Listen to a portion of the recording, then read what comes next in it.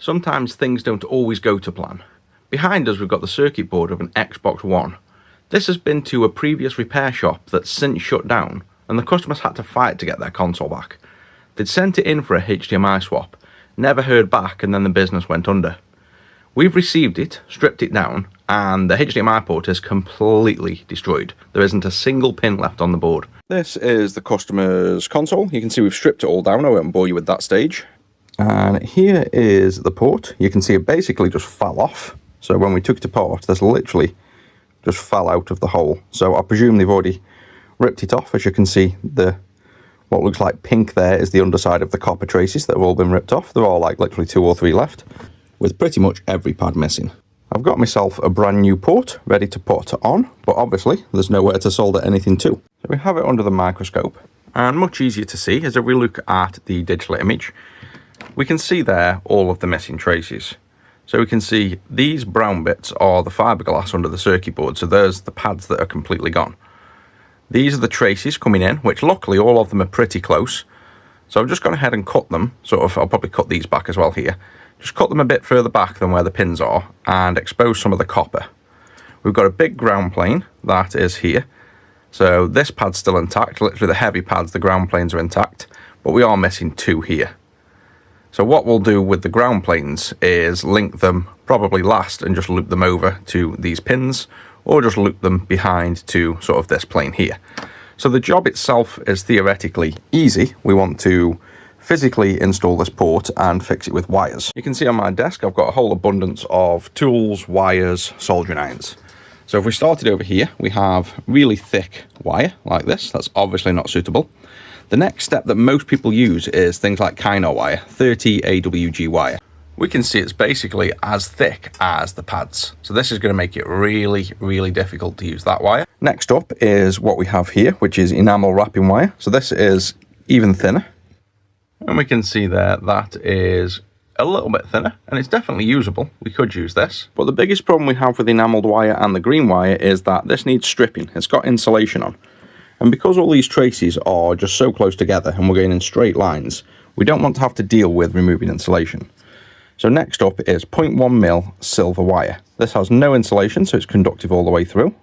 And if we look at that, it's much thinner, and it's actually the width of the traces, so it'll make a great match for soldering onto here. Or we can go one step further and use 0.05mm silver wire, which we can see is literally thinner than the traces. So this is like about 1/3 the width of the traces. This is the wire I'm going to choose because that gives us a bit of headway when it comes to soldering onto these pins as well. It won't be as wide as these pins, so it will allow us to solder easier. Next up, we need flux. This is to help the solder flow easy, and it's vital on small joints. There's an easy choice, and that's Solder King Flux here. And I'm also currently experimenting with this new nano flux paste. This is pretty cool. Considering this is quite a tricky job as well, it's going to make a perfect test if this nano flux paste is any good. So we'll use this one. Finally, that brings us to the soldering iron. I'm probably going to use a tip similar to this, which isn't that small. And if we look at that compared to the traces, you can see it's about, again, the width of each pin. I could instead quite easily use the largest tip I have, which is this, and still do the job. So many people comment saying, oh, use the right tip for the job. If you can solder and you know what you're doing, this tip is perfectly fine for 90% of jobs. So we will get this in here and solder it in. With everything now in position, we're ready to solder all these pins. We can see they're all lined up nice and decent. So we'll start soldering wires to the pins, just one at a time, going probably from left to right or right to left. Just make sure to apply plenty of flux in the area.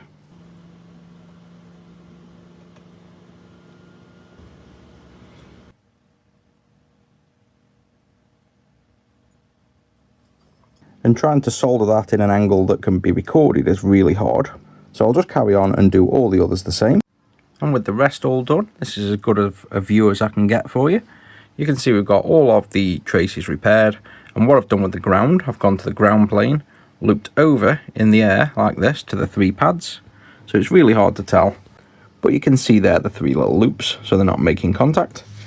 And the last thing to do now is put some clear epoxy on this to seal all these connections so they can't be easily scratched or snapped off.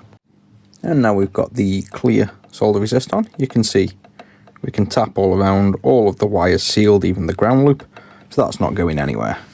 The last thing I've got to do is restore the missing diodes here. Those shouldn't stop operation though. But that's the HDMI port recovered, and hopefully you guys can see how to do a bit of micro soldering, or at least the correct tools that you'll need, and that it's actually not that difficult, you just need to take your time.